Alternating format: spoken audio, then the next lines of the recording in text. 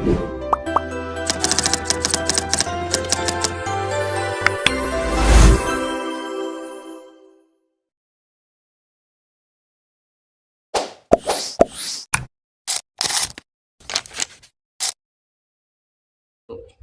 Sobat Podcast, kembali lagi di Suara Pelayan Publik.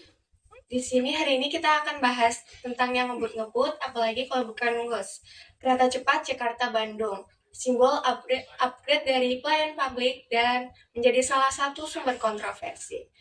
Bersama saya Citra sebagai host yang akan mengatur jalannya podcast hari ini, dan kemudian di sini ada Mbak Astri dan Mbak Yuyun dari mahasiswa Universitas Jenderal Sudirman dari jurusan Administrasi Publik. Selamat pagi Mbak Asti dan Mbak Yuyun. Selamat pagi. Nah, aku mau tanya nih ke Mbak Yuyun. Kita mulai dari sisi positifnya dulu nih. Menurut Mbak Yuyun ini sih WUS itu membawa standar pelayanan yang seperti apa? Nah, di WUS ini tuh bisa dibilang pelayanan publik yang kualitas tangannya tuh udah naik kelas banget.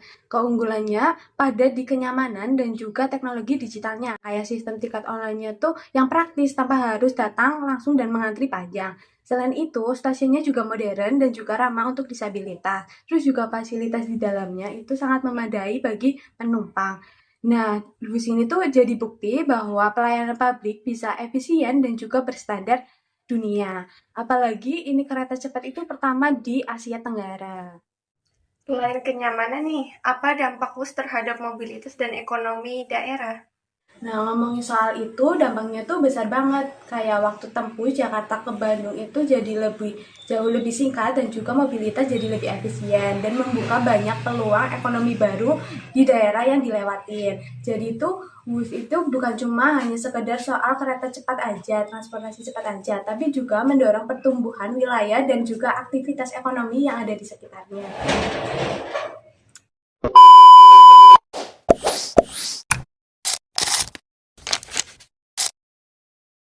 Oke, terima kasih Mbak Yuyun. Sekarang kita ke Mbak Astri. Secepat keretanya, secepat itu pula kontroversinya mencuat.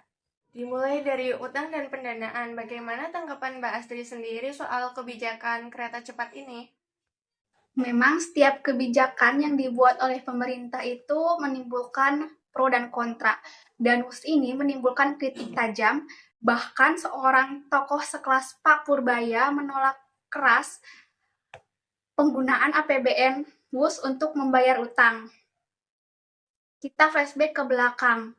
Awalnya kereta cepat ini memang memiliki kerjasama dengan pemerintah Jepang, yaitu B2B atau kerjasama bisnis to bisnis, dengan bunga pinjaman yang sangat rendah yaitu sekitar 0,1%. Namun tawaran itu kemudian ditolak dan berpindah ke Cina sebagai bisnis to government dengan pinjaman bunga sekitar 2% hingga 3,4%. Dan alasan pemindahan tersebut karena Cina menjanjikan tidak adanya jaminan dari pemerintah dan tidak ada dana dari APBN. Oh, berarti awalnya dengan pemerintah Jepang B2B dengan bunga 0,1%, namun berpaling ke Cina menjadi B2G dengan bunga 2%. Bahkan bisa naik menjadi 3,4%, serta adanya jaminan pembayaran tanpa APBN. Wah, menarik sekali ya.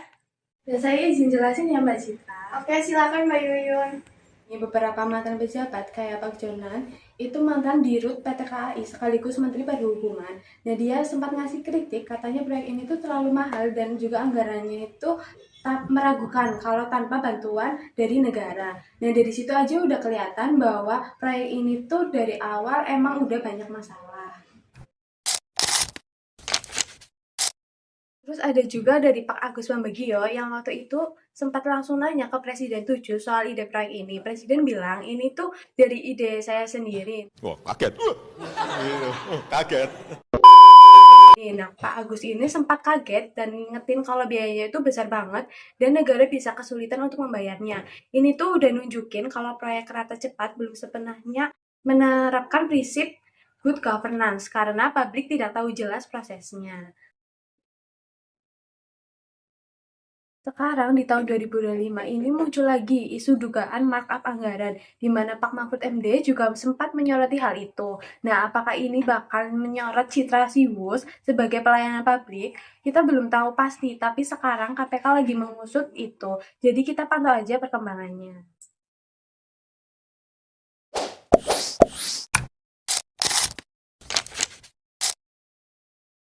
Terima kasih banyak kepada Mbak Yuyun dan Mbak Astri atas pembahasan dan pendapatnya. Kita sudah membahas bus kereta cepat Jakarta-Bandung dari pelayanan kelas dunia, kontroversi anggaran, pendanaan, dan markup anggaran.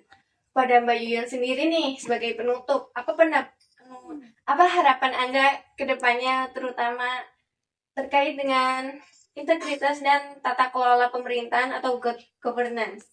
Nah, harapan saya sendiri, Mbak Citra, itu terlepas dari segala kontroversi yang ada. Pemerintah harus memastikan bahwa proyek ini tuh bisa berjalan dengan transparan dan juga akuntabel. Nah, prinsip good governance ini tuh harus ditegakkan. Artinya masyarakat harus tahu jelas bagaimana pendanaan itu dikelola dan harus audit yang independen. Proyek sebesar ini tuh harusnya menjadi simbol kemajuan pelayanan, bukan sumber masalah keuangan dan integritas. Oke, baik, kalau buat Mbak Astri sendiri gimana harapannya? Baik, menurut saya WUS itu adalah pedang bermata dua. Di satu sisi, ia ada mampu untuk memberikan transportasi kelas dunia yang meningkatkan efisiensi mobilitas dan citra bangsa. Dan di sisi lain, terdapat kontroversi pendanaan dengan markup menjadi kasus yang mencoreng citra baik dari KCIC apabila terbukti terdapat markup. Harapannya, kasus ini bisa menjadi pelajaran berharga bahwa inovasi pelayanan publik itu harus selalu dibarengi dengan perencanaan yang matang, kehati-hatian dalam berhutang dengan luar negeri, dan partisipasi publik itu harus lebih luas dari awal. Baik, Sobat Podcast, kita simpulkan WUS adalah simbol dari kemajuan pelayanan publik pertama di Asia Tenggara, menawarkan pengalaman kelas dunia mulai dari kenyamanan kereta hingga efisiensi waktu tempuh. Namun, seperti yang Mbak Astri katakan, WUS sendiri adalah pedang bermata dua. Satu sisi pedang adalah layanan kelas dunia, menunjukkan bahwa Indonesia mampu. Kemudian sisi pedang yang lain adalah masalah tata kelola yang ditunjukkan oleh kontroversi utang, perubahan skema pendanaan, dan isu dugaan markup. Tanpa prinsip good governance, kemewahan pelayanan hanya akan menjadi beban utang dan sumber polemik. Terima kasih sekali lagi kepada Mbak Astri dan Mbak Yuyun. Kemudian sampai jumpa di episode selanjutnya. Terima kasih.